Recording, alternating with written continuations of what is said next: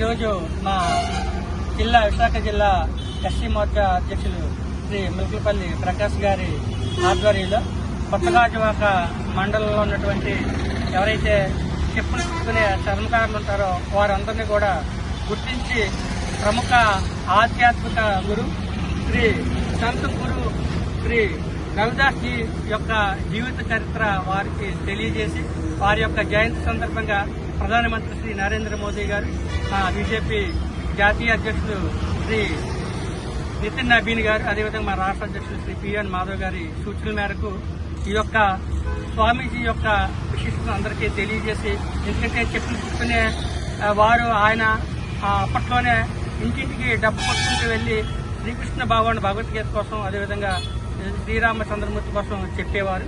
ప్రముఖ ఆధ్యాత్మిక గురు. మరి ఆయన యొక్క జీవిత చరిత్ర అందరికీ తెలియజేసే విధంగా ఈ రోజు ఎవరైతే కర్మకారులు ఉన్నారో వారి దగ్గరికి వెళ్లి ఆయన గురించి తెలియజేసి ఆయన యొక్క చిత్రపటాన్ని కూడా అందజేసి వారికి సన్మానం చేయడం జరుగుతుంది.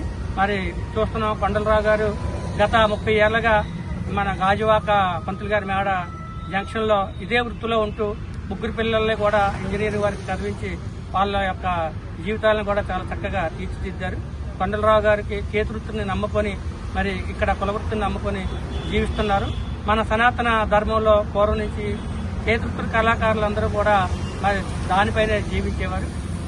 ఆయన పిఎం విశ్వకర్మ పథకం ద్వారా ఇంతవరకు ఇంకా లోన్ తెచ్చుకోలేదు. మా ఎస్సీ మోర్చా అధ్యక్షులు ప్రకాష్ గారు, అదేవిధంగా ఈ మండల అధ్యక్షులు రంగనాయకులు గారు, శంకరరావు గారు అందరూ చొరవ తీసుకుని మేమంతా ఆయనకి బ్యాంక్ లోన్ కూడా ఇప్పించడం జరుగుతుంది. వారికి 15,000 రూపాయలు ఉచితంగా టూల్స్ కిట్ కూడా అందజేయడం జరుగుతుంది. మరి ఈ కార్యక్రమంలో పాల్గొన్నటువంటి పెద్దలు శంకరరావు గారు, గోపి రవిశంకర్ గారు, అదేవిధంగా సూర్యబాబు గారు, నాగరాజు గారు, అందరికీ మనోహర్ గారు, అందరికీ పేరు పేరున ధన్యవాదాలు.